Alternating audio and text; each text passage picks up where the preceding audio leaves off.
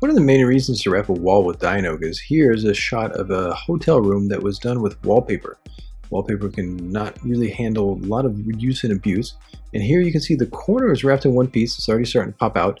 And sometimes if they don't use the proper adhesive, it starts to come off on the corners. So inverted corners and standard corners really are weak with wallpaper if it's not done correctly. So here you're going to see a wall prepped, and this is done during a renovation. So the wall is going to be literally made brand new.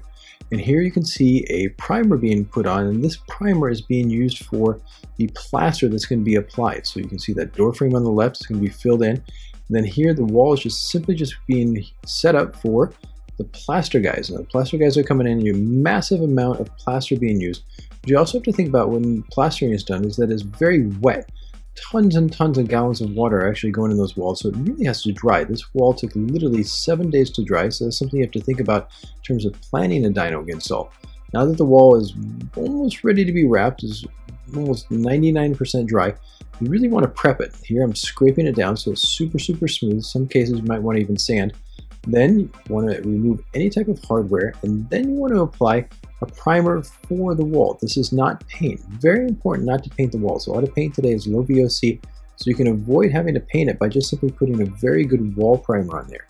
So you can only put the wall primer on when the wall is 100% dry, and really try to choose a wall primer that dries quickly. This particular one dries in about 2 hours. It's water-based, very smart. Some, if they're solvent-based, can take up to 24 hours, and that could put a kink in your plans if you really are on schedule. In this case, the house is getting a lot of dyno, so you have to plan accordingly. And as the primer is drying, you really want to maximize your time. In this case, I'm measuring, get the width of the room and get the height. And this is a really good tip from Kenny Ton. Put masking tape on your arm, then you can draw your measurements directly on and then go straight to the cutting table.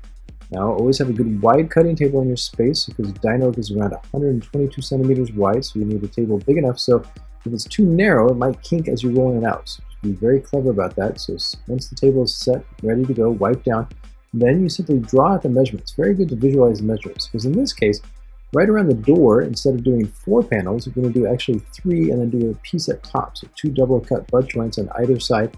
And that can save a tremendous amount of material while you're doing the install. So always planning ahead and really maximize your profits. Then cut the panels accordingly, use the grid, and this is a long piece, masking tape it together. Then once you have a nice good tube here, then you can put the other panels together. So try to choose the biggest piece first, and that could act as your kind of core for the rest of the panels. Once all the panels are cut out, just always make sure you check off the list, make sure you have them all set up. Then once you have everything checked off, in this case, because it's during the construction, the install is actually going to take place the next day because the constructor came and says, you know what, I need to do some work in the room. And that put a kink in terms of install because the install plan is around about 2.5 hours for the install on this particular wall. So setting it safely inside an area so it stays clean. Now that it's the next day, the constructor did what he had to do. You can tell what he had to do was saw a lot of boards in this room. So very important to come back and clean it. In this case, using an industrial vacuum cleaner to really get up that fine dust because it's extremely important once you get to the dyno portion is to clean the floor and make sure it's super dust free. Once I take off all the outlets, now it's time to wipe it down. Wipe it down with isopropyl alcohol, not soap and water. Wipe it from the top to the bottom. Now that it's super clean, it's very important to come around all the edges and put a primer 94. Put a nice good even coat. More is not better, but just make sure you get 100%.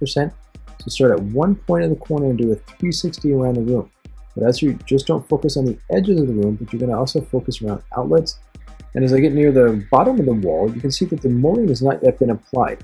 So one thing that's interesting about doing a dyno install during a renovation, for example, is that you have to wait on certain elements to get done. In this case, the plaster to dry, but I can also dictate when certain elements are done as well.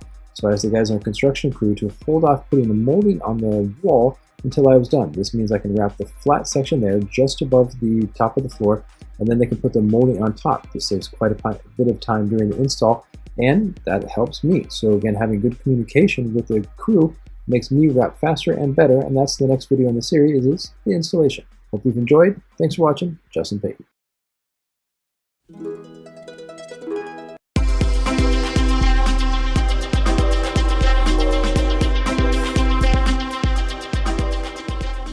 In this video, you can see a living room wall wrapped with 3M dyno film. What you have to really understand is that each finish has unique properties. This particular one is advanced metallic and it comes with very specific directions. You can't put the panels in opposite directions and you have to put them based on where the 3M logo goes so it reflects properly. So once you understand the properties of the film, then it's about simply laying it out in the right direction. Taking the masking tape off the first roll, and I'm actually going to reuse that masking tape to line the panel up. 3M Dyno film is 122 centimeters wide, around 48 inches. So I'm going to start with the largest panel and go from the left corner towards the right. I could go from the right to the left, but on the right hand side of this wall is a door. So I'd rather start off with a large flat section with the biggest piece. So once I have that lined up and I use my level to make it straight with the masking tape, I'm going to seal the bottom section there because the molding hasn't been put on, so there's a gap between the wall and the floor and possible dirt in there. So once I seal that, I'm going to make the proper cuts with my packing paper cutter so I can place it on the wall. So I make the cut on one side, flip it over, and I'm going to make this cut. So I make a 1-inch cut on one side, thinking that this is the right side to cut on, and I cut a 4-inch side on the other. Then a zipper cut in the middle, I would say not in the middle, but about a fifth of the way down. Then you're going to make a 4-inch cut from the top, which you have to really appreciate about dyno, because sometimes you think, okay, that this is the right side of the panel, this is the left side of the panel. But if you think about that with the liner facing up, it's actually going to cut the opposite. On my right hand side is a 4-inch cut, and on my left is the 1-inch cut, and that I actually wanted quite the opposite. So that's what you have to really think about with dyno film sometimes, is you have to think the opposite when you're making the cuts on the liner. Very important to do. So I'll show you in a second how to fix this on the fly, because this happens quite a bit as you get used to dyno film. So once I release the zipper line, standard procedure there, I'm going to squeegee up until I get to the 4-inch cut on the backing paper near the top. So I pull the liner up nice and easy. Don't want to work too fast here because I absolutely do not want to pick this material back up. So work slow and steady. Once I'm to the liner at the top, there's that 4-inch liner, I tuck it into the top of the ceiling, squeegee it very firmly in so it creases the dyno. Now I'm cutting at a 10-degree angle right now, just on the dyno film. I don't want to cut through the liner. You can see that the liner stays on right there. Then once I cut the dyno and remove that away, I can remove the liner and tuck it in right to the top. So definitely don't want to cut through both the dyno and the liner because you might cut the wall. So once you get the top set, now it's simply about squeezing the material down. And this is a nice flat section for the most part until I get to the wall switch. Now that sticks out, so I make a relief cut. But for those of you who are not used to working with dyno film, it's 8 mil thick. This particular one is metallicized, so it's extra stiff. So in this case, I'm going to make a double relief cut. And because the wall switch has a metal frame right there, I'm going to cut it just to the inside of the frame. Once I make that double relief cut, you can see how now it relaxes down. Squeegee to the right and left, almost in that triangle shape. And once I surround it nice and even, I'm going to come back later and cut that out. Now I can continue past the light switch straight down. Now this is a fairly standard, straightforward cut. And I talked about previously in the prep for this wall, is that the molding hasn't been put on the bottom. So I can go straight down to the wall just about, and be about 1 inch short. Now here's me fixing that 4-inch cut on the side that I talked about earlier. So here I'm going to cut the 1-inch piece, and this is for the double cut butt joint that's going to come later with the next panel. So by cutting the 1-inch swath there, this makes it much easier to prep. If I would have left that 4-inch piece of liner there, that double cut butt joint would have gone south really quickly. So now I can remove the liner right there and just simply squeegee it on. Now that side's set up for the next panel. And now here I want to cut it right into the corner. Now you can see that I only had about 1 inch extra into that corner. No need to waste film. And once everything's been cut out, very important to go over the main surface again and squeegee it. So always double squeegee dyno. And might as well, since you're in the flow, put the cover back on the light socket. Now the second panel. Second panel is basically right in the flat area. No need to work around a door frame, no need to tuck it into a corner. This is just going to go flat on the surface. So the cut for this one, the prep, is a 1-inch cut on the right and a 1-inch cut on the left, and then a zipper cut right in the middle. Right here, zipper cut, always want to make that about a 1-inch wide or about 3 centimeters, and then a 4-inch cut from the top. So once that's prepped, always very important to put masking tape about, I would say about 1 inch wide or about 3 centimeters from the edge of the first panel that went on, and then drop the panel. Always be very careful when you drop it. Don't let it scuff against the ladder or scaffold if you're standing on one. Now it's about placement. Very important to place this correctly, partially for making the good overlap, but you also think in this case, because this is advanced metallic and because this has a texture, these have lines. So you really want to make sure that these lines stay straight. Extremely important to make every panel uniform in here. Now, once I set the hinge, Pull the liner up to get to the 4-inch cut at the top. Then, just like you saw in the first panel, squeegee it very tightly into the corner. Then cut at a 10-degree angle, super light. Remove the dyno cover, then the liner, and tuck it into the top.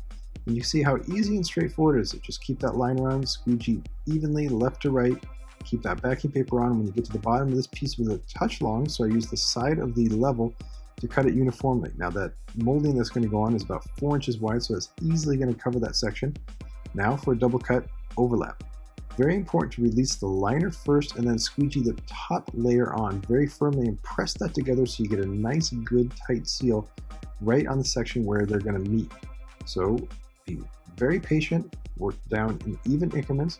Once that's done, you want to squeegee the entire piece together so it's nice and firm. Very important. Now click the blade so it's extra sharp, and you don't have to do this with all dyno film. Use a level, but in this case, because it's advanced metallic and you have lines, very important to cut this perfectly straight. This is going to make the overlap really, or the double cut butt joint really match up. But if you don't cut straight, it's going to look uneven. Very important to do that. Now remove the piece underneath. This is actually dyno, it's not the liner. Once that's removed, then remove the liner itself. So be cutting light, it should come off in one piece, and then simply butt the two pieces together. Good tip here is to squeegee at 45-degree angles into the middle once it fits nice and tight. And now this is the piece that's going around the door frame. Cut a 1-inch cut on the side that's going to match up with the side you just saw applied. Then a 4-inch cut that's going to go into the door frame. Zipper cut 1/5 away from the top. 4-inch cut from the top. Line up the masking tape. Now bring it to the door frame. You want to have a little extra piece that's going to go around the top section there. There's going to be a small horizontal piece that's going to come on later. Line it up to the masking tape so it stays straight. Move the zipper, go to the top, cut it out, work down, nice and easy and straightforward. Here you have an outlet that's flatter, and notice that I'm keeping my squeegee just at the bottom of the cut. Oftentimes when you cut with dyno, again, it's a very awkward section, that your knife has a tendency to jump off. So in order to keep this from damaging the surface, that squeegee acts as a buffer and stops the blade from jumping out. Good little tip there. Then tuck everything into the outlet. Now that the outlet's done and the bottom's finished, tuck it into the side of the frame there. And very important, because this is advanced metallic, it can be a little fragile on that relief cut. Always a good tip is take an extra piece and place it right at the edge of the overlap so it doesn't split into the body. Now use the side of the squeegee, standard cut, 10 degrees. Keep that side of the blade on the side of the squeegee. Always want to use a hard squeegee here or a plastic spackle knife. Now, cut a 1-inch cut there, a little too excess material there, and then leave that liner on and bring the material around that top relief cut right there.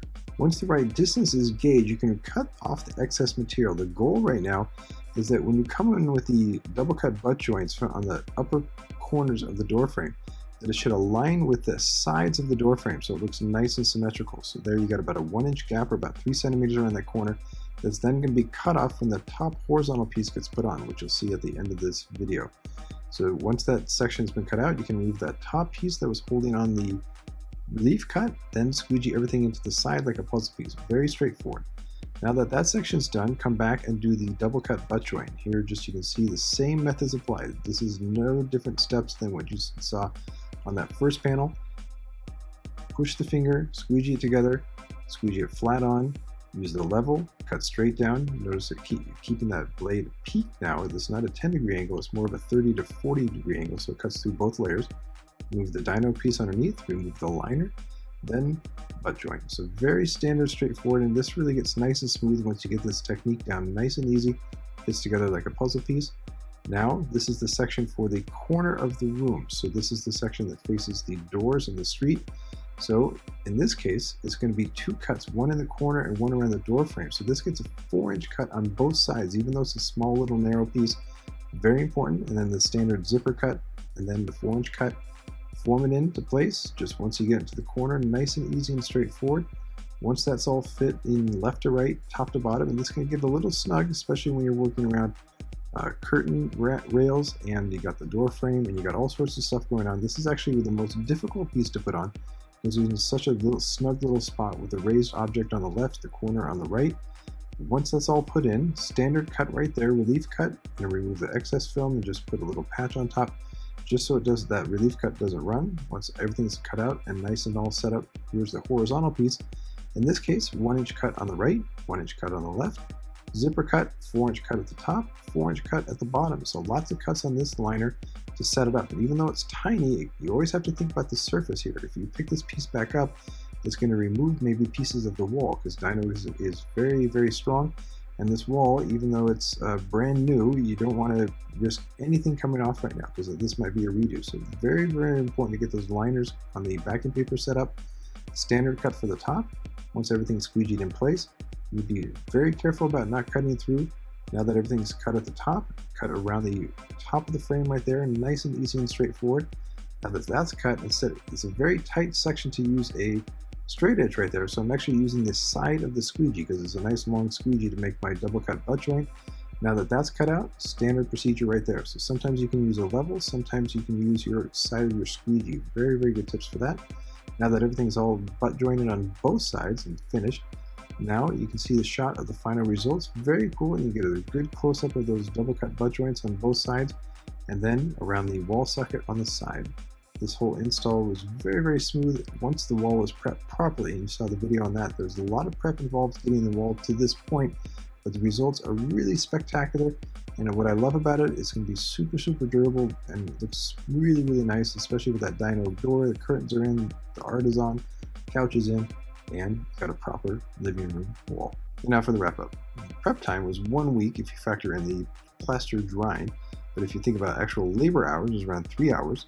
Install time, 2 hours. Total material used was 15 yards, or around 13.7 meters, and the specific product number was AM Advanced Metallic 1701. Thanks for watching, Justin Bate.